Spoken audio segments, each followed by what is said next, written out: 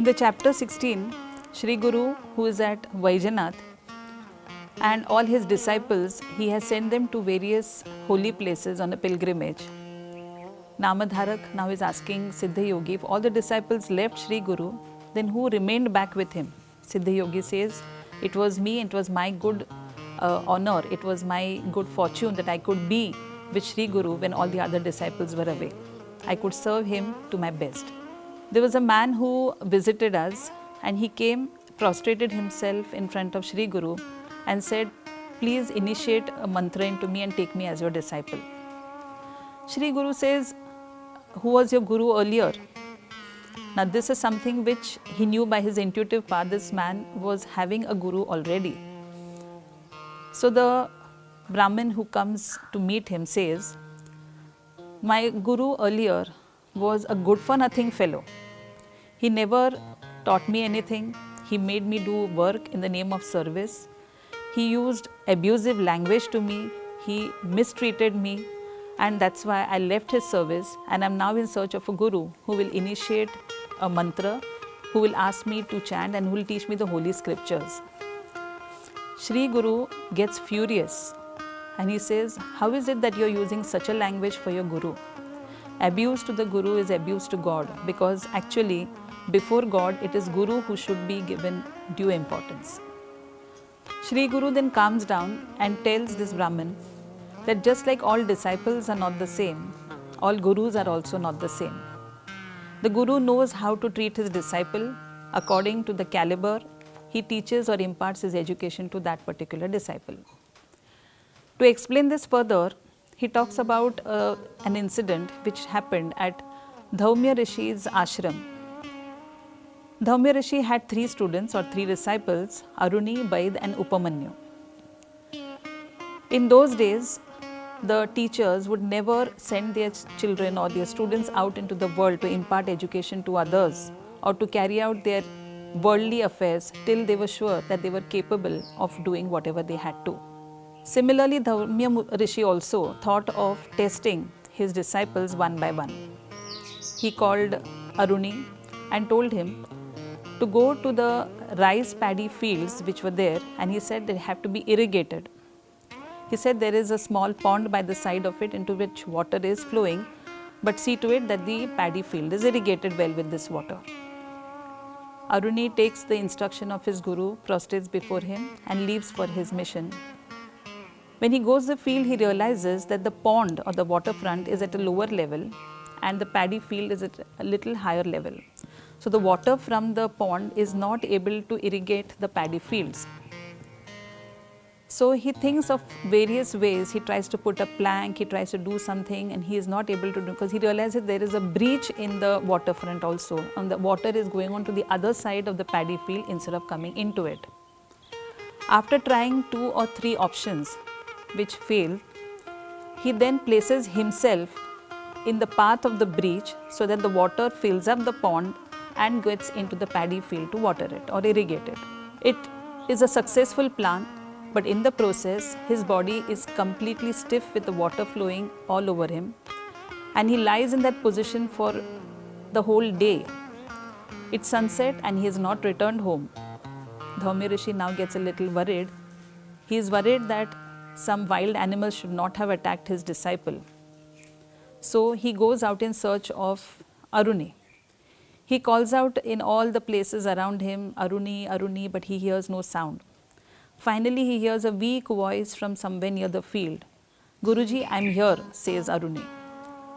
When Dhaumya Rishi reaches there, he sees Aruni in the place of the breach of the waterfront, and his body has turned stiff and white with the water flowing over him continuously for about 8 to 10 hours. He then gives a hand to Aruni, pulls him out of that, and then asks him, why did he do so? He said, Guruji, you had instructed that I should irrigate the paddy fields. The waterfront had a breach and the water was going on the other side. So I laid myself in the path of that breach so that the water would get filled in the pond and irrigate the paddy fields. Dhaumya Rishi was touched by this action of Aruni. He blessed him and he told him that he would be now ready to go out into the world to find or to impart education to others. The next disciple was Baid. Baid was also a very sincere disciple of Dhaumya Rishi. One day he called him and told him, Baid, you have to now take up this job of looking after the field which is having jowar growing in it. Look after it every day, irrigate it properly, and once the crops are ripe, you can harvest it and bring the crops to the ashram. Baid very sincerely goes every day to the jowar field, takes care of it, irrigates it, and a day comes when, after a few months, the entire field is ripe with golden crop of jowar. He harvests the crop all alone. This all he does single-handedly and fills up the entire harvest on a not a bullock cart, it's a buffalo cart. A male buffalo is supposed to be drawing the cart. This cart has a single buffalo and it finds it difficult to pull this cart. So, along with the buffalo, Baid puts the yoke around his own neck also and pulls the cart along with the buffalo and tries to move it out of the field. At one particular spot, the wheel of the cart gets stuck in the wet mud, and the buffalo also is not able to pull the cart. Baid then removes the yoke from the buffalo's neck and puts it around his neck completely and tries to pull the cart out. The entire process took the whole day. It was quite dark in the evening, and again Dhaumya Rishi was worried that his disciple had not come back to the ashram. When he goes out in search, he realizes that near the field, Baid is trying to pull this cart which is loaded with all the jowar harvest. He then helps him out of it and he asks him, why did he do so? He could have left it as it is and come running for help. Baid says, no Guruji, you had told me something to be done as a part of my duty, and I cannot trouble you again by asking you to come and help me out of a situation. Very pleased with this, Dhaumya Rishi then blesses Baid also and tells him now he is ready to go out into the world. The third disciple, Upamanyu. This is a typical disciple who we see in today's times also. There are so many students who play truants with their teachers. They play mischief, and so he is one of them. Upamanyu is a little on the fatter side, and he is lazy, he doesn't like to work much. Dhaumya Rishi knows this, and so he tells him that he has to go to all the houses in the daytime and collect alms or bhiksha or food from their houses and bring it to the ashram. Upamanyu does that. He realizes after giving the food at the ashram, he is left with hardly any food to eat. So not satisfied with this action of his, he plans himself, without even asking his guru, that he would go for bhiksha twice. Once he will go and give it at the ashram, and the second time he will consume the food himself. He does so, and after a few days, Dhaumya Rishi realizes that Upamanyu has not become thin. In fact, he is still on the fatter, he has grown fatter. So he calls him and says angrily, what have you been doing with the food that has been coming to you? He says, Guruji, he doesn't tell lies, he tells him the truth, that I go and collect food from the Brahmins' houses as bhiksha twice a day. Once I come and give it at the ashram for all of you, and the second time I consume all the food myself. Now this angers Dhaumya Rishi, and he tells him, this is not what I had told you. You have cheated me, you should not do this. He says, now you will not be having any bhiksha, both the bhiksha you will come and give it at the ashram, you will not eat much. Upamanyu does not feel offended because he is a very sincere and a very devoted disciple. He takes this instruction of his guru, goes ahead, and from the next day, though he is left with hardly little food to eat, he still moves about here and there, tending to the cattle also, which he is supposed to be taking care of. He realizes one day during the process that there is a small calf which is consuming milk from the cow, from its mother. And so he realizes after the calf has had its fill, there is still milk which is oozing out of the udder of the cow. He goes and puts his hand below the udder, collects the milk and drinks it, and he feels very happy with it. This is for a few days that is happening, and again Dhaumya Rishi realizes that he has put on weight again. He says, in spite of taking both the bhikshas from him, how is it that this boy is growing fatter by the day? Then he asks him, what is the reason now for you to put on weight so much? So he says, no, I have been doing this. I have been having the milk which is left after the calf has had its fill.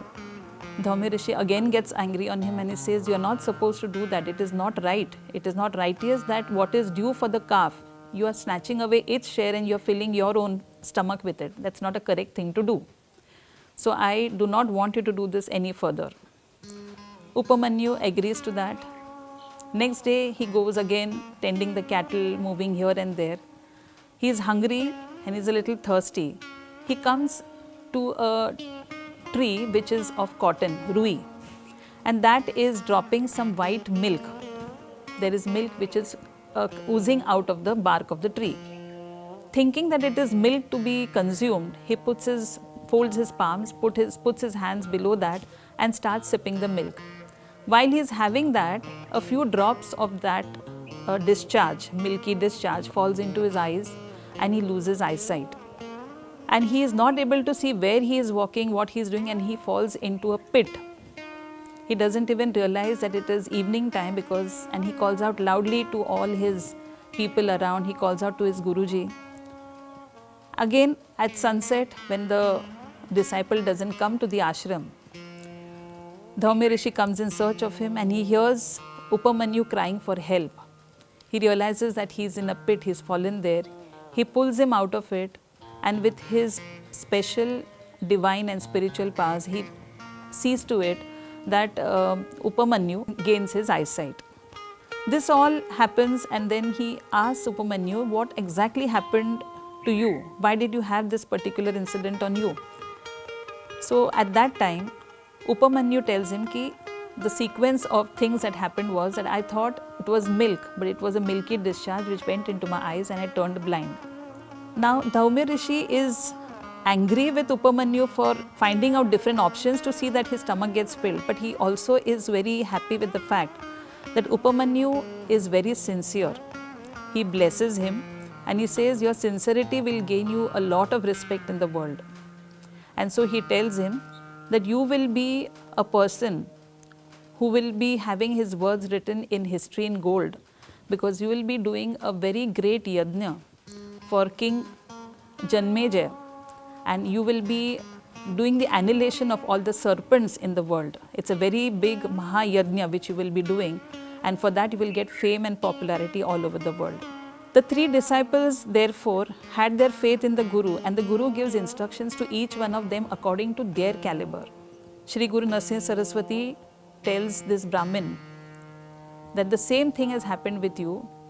You have come to me for shelter, but actually you should go back to your Guru, fall at his feet, ask him for pardon, and tell him that whatever he instructs, whatever teachings he gives, that you will accept it wholeheartedly.